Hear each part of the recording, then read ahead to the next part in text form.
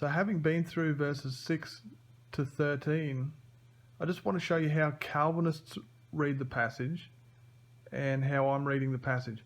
I'm reading verses 14 onwards as relating back to the original claim that verses 10 and 13 are dealing with, and that is that Jews are not the children of God.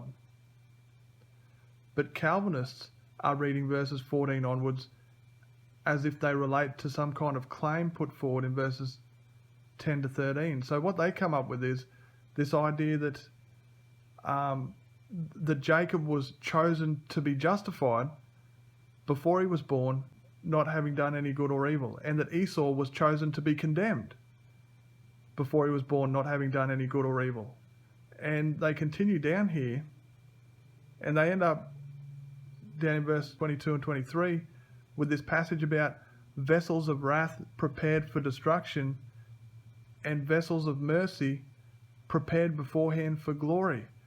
You can see how Calvinists are interpreting the text. They're all mixed up, thinking that God chose from before the foundation of the world that Jacob would be a vessel of mercy prepared beforehand for glorification, and Esau from before the foundation of the world was chosen, certainly before he was born, to be a vessel of destruction. So that's crazy. And then the next verse, verse 14 says, "What shall we say then? Is there unrighteousness with God? Certainly not." Well, how do you say certainly not? And look at their reason in verse 15 for there being no unrighteousness with God. Apparently, this is saying, according to Calvinists, what shall we say then? Is God unrighteous for condemning to hell people that have not even been born? Certainly not. And what's their reason? For he says to Moses, "I will have mercy on whomever I will have mercy." So I don't know about you, but that doesn't make any sense to me. Because the fact that the scripture says that God will have mercy on whomever he wants does not give reason to believe that it's not unrighteous for God to condemn people to hell before they're born. Those two claims don't really match up. So what would verses 14 and 15 mean if it's referring to the claim put forward in verse 8? The Jews are not the children of God. Well, we'll go and look at that in a moment. But before we get into that, I just want to show you first a summary of what we went through in verses 6 to 13 and how it's a very similar argument in verse 14 to 18. We've got in verse 6 to 13, the scripture says the seed shall be called. Becoming a Jew is of works, not being called. Therefore, Jews are not the children of Abraham. Jews are not the children of God.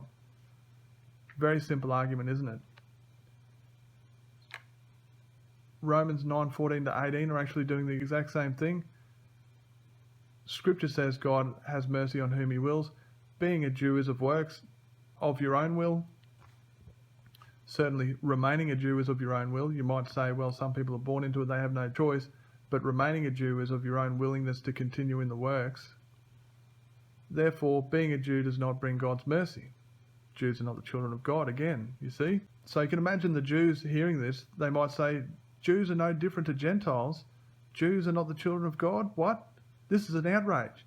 Jews do works to serve God. They're under this law, they're oppressed by this law, and now they find out that they're no different to those who are not under the law. There's no privilege for those who are under the law. God doesn't even favour us when he judges us. Their response would be, God is unrighteous.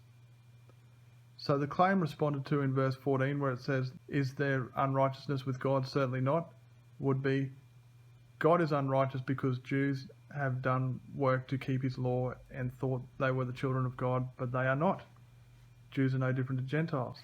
So the response in verse 14 is, Jews not being the children of God is not unrighteousness on God's part, because the scripture says God has mercy on whom he wills. And so Jewish scripture warns Jews they are not the children of God, if understood correctly, and Paul was explaining to them a correct understanding of the Jewish scripture. And of course it's assumed that the children of God are justified. So if they're not the children of God, that means they're not necessarily justified. Now, we're not saying that there were no Jews that were justified. We're just saying that being a Jew doesn't make you justified. So this combination of the verses makes sense. The fact that Jewish scripture warns Jews God has mercy on whom he wills shows Jews they are not the children of God, because if justification is of God's will and Judaism is of the person's will, or remaining a Jew is of the person's will, being Jewish through circumcision and other works involved in conversion to Judaism and remaining a Jew cannot be what makes the person a child of God. Also, Scripture condemns many Jews as unrighteous, which tells them again that Jews are not justified and therefore they're not the children of God.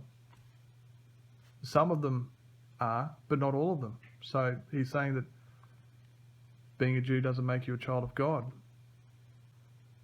So as we continue down here, we see that nothing in the text challenges what I've put forward at all.